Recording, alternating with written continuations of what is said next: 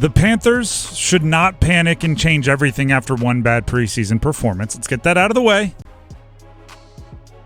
Well, we might be able to tolerate a few subtle changes after getting schmalacked 27-0 by the Jets and having the offensive line have Bryce Young knocked down too often. Well, I'd hope there'd be some changes. We might be able to handle the shock of a couple adjustments. Yeah. Football at 4 here on The Drive with Tim Donnelly. Here's what I mean by that. There's a lot of talk about the offensive line not doing their job for Carolina, especially when Bryce Young was out there, but even when Corral was out there. There was an offensive line-only meeting after the game.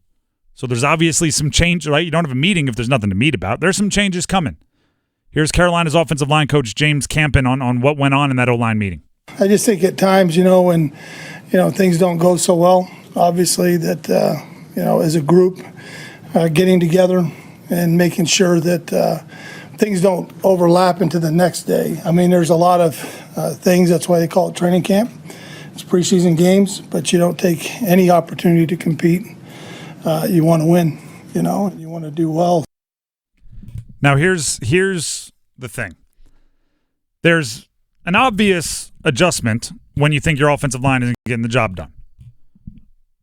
Give them help. Actually, I'd say there's two obvious ones. Maybe change up the actual people on your offensive line. And Chandler Zavala, who was a fourth-round pick out of NC State and is on Carolina, seems to be getting healthy and finally able to contribute. Matter of fact, quite a few reports that today he was taking most, if not all, of the reps with the ones. So, hey, if someone's not getting the job done and you have somebody on the bench or getting healthy that might be able to get the job done better, there's an adjustment right there. So he was at right guard where Cade Mays, who was a draft pick last season, had been filling in, but I don't think Mays actually practiced. He was one of the few guys that didn't practice today, along with Terrace Marshall, Andy Dalton actually being one of them too. So, hey, here's your chance. Yep. Here's your chance. Step right in, see what you got. So one of the options is changing the personnel. The other is giving them help, which would be things like running backs, chipping edge rushers, things like tight ends staying in as part of the protection, right? Those things you can do. But I have a maybe a little bit more outside the box idea. And I'm like, it's a preseason game, so you can experiment a little bit, right? The stakes aren't quite as high. As a test, I want to put 5 guys into the route a lot more. And what that means is spread out your running backs, put them into a wide receiver route. Take Hayden Hurst, your tight end, put him in the slot. I want to spread out 5 wide and test what that does for Bryce Young. Now, that may sound counterintuitive, right? Because 5 guys in the route, that means you only have 5 guys protecting Bryce Young. And well, you want to protect Bryce Young, right? Didn't everybody watch preseason game 1? So stick with me on this. One of my favorite anecdotes about taking advantage of your player's strengths is what LSU did for Joe Burrow between his 2 years starting at LSU. LSU brought in Joe Burrow from Ohio State, started him for a year, and he got hit a bunch.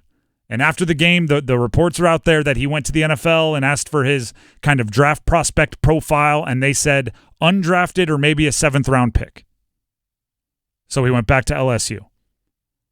And the main adjustment that LSU made, right, because they were worried about protecting him and he got hit too much the year before, it wasn't that they started bringing in and keeping in the running back and putting they brought in their tight end that was pretty much a tackle. They didn't do that. They spread everybody out and they said, let's put 5 wide receivers in the route a ton more. We're talking a ton more. And trusted him, Joe Burrow, which now looking back, it's like, of course you trusted him, but at the time it was not as obvious. Trusted him to make his decisions quick. Trusted him to say, hey, listen, we're going to have 5 guys out there, okay? You have a second and a half, maybe 2 seconds to get the ball to one of the open guys. Now, if we kept in protectors, you might only have 3 guys in the route, and if they're all covered, you are out of luck. But with 5, they're saying one of them's going to be open. You need to use your superpower of processing quickly and diagnosing defenses and your pre-snap to find the open one quickly, get the ball out. I want to see if that works for Bryce Young. I'd float it out there a time or two, right? I want to see what that would be like for Bryce Young because That's what, in a similar way, that's what everybody is saying about his superpower, right? That's kind of how I address every franchise quarterback needs to have one thing they do that makes up for, like, there's no perfect quarterback out there, right? There's nobody that can run like Lamar, can throw deep like Josh Allen, and has the innovation and vision of Patrick Mahomes. Like, there is no perfect quarterback. I know Caleb Williams and Drake May are good. They won't be perfect quarterbacks either. But as long as you have the one thing that rises above everything else, you can be an effective starter and maybe even a great starter for a long time.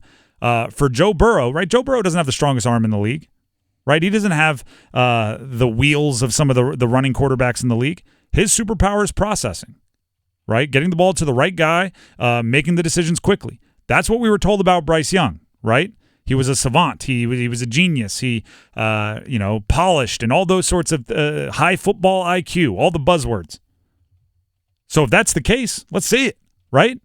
Protect yourself by getting rid of the ball, right? There is some kind of irony in if there's three guys in the route, or sometimes there's even two-man routes on play action and things like that. If the genius quarterback savant knows early in the play that they're all going to be covered. Because then it's either throw it away, try to run, maybe get hit. It's like, I knew it early. There's nothing I could do about it, right? Meanwhile, if there's five guys out there, all right, I know those three are covered, but boom, coming to the backside, no, he's got, there you go, boom, ball out, have it there, and you get to use that genius to your advantage. Mm-hmm.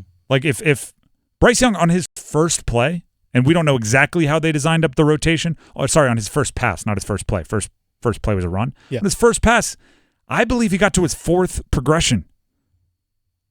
Well, I mean, what's the point of having a guy that can process quickly enough to get to your fourth and fifth progression if you don't have legitimate 4 or 5 options in the route?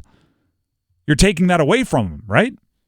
So, yes, the best case scenario is the offensive line, bows their neck. They get mad at how poor they played in preseason game 1, and they just win their one-on-one matchups and communicate better. I saw a few where Ike Ekwonu, the left tackle, and Christensen, the left guard, on stunts and crosses that the defensive line was running, they just did not communicate well and got beat. That very first pass play that you talked about, where he had to go through, third option or whatever it was. Ekwonu got beat badly, and they tried to switch. Or Christensen did the right thing in switching, but Ekwonu was in such bad positioning that it was a really bad pass off. Yeah. Christensen actually made a really athletic play to come get a piece on the way back, and Ekwonu wasn't able to do that on the outside. Like those things, you hope they just fix, right? You just hope. Yeah, I mean that's just playing better than what you did. Yeah. I mean that's part of the solution is just. Hey, you know what? You know you're better because you showed much of last season that you are better, so play to your standard. Exactly. That's really it. Part of it is exactly that. It's just you just hope they fix it. But I want to see play better. Amazing. I want to see if Bryce Young can get teams to stop pressuring him by beating them in the pressure. And then you're blocking for yourself, right? Yeah, pressure me and I'll beat you. So then teams stop pressuring you, and you're like, all right, now I've just taken hits off of myself on my own by using the thing that I have that's above everyone else. It's like now you're just going to give yourself time. Exactly. Now you have time, and you recognize pre-snap. All right, the safeties are deep. All right, this guy's way outside. If he blitzes, they'll have to do some kind of crazy rotation, which I'll see. Like those things are kind of getting the answers to the test ahead of time. Now, again, it's a preseason game, so I'm comfortable saying let's experiment a little bit. I wouldn't say, hey, go to this week 1 if week 1 were coming up. I would say, do what you've been working on, and if the wheels completely fall off and after the maybe you're mathematically eliminated or whatever, we can start taking more chances again. But in the preseason, low stakes, not a ton to lose, I kind of want to see it. Yeah. I kind of want to see if you can do the thing that turned Joe Burrow from a 7th round or undrafted guy to his senior year. He had literally the best college football season any quarterback has ever had. He won the Heisman and he was the number 1 overall pick. It doesn't happen often. You need to be that kind of genius. Bryce Young might be. He might be that level of genius.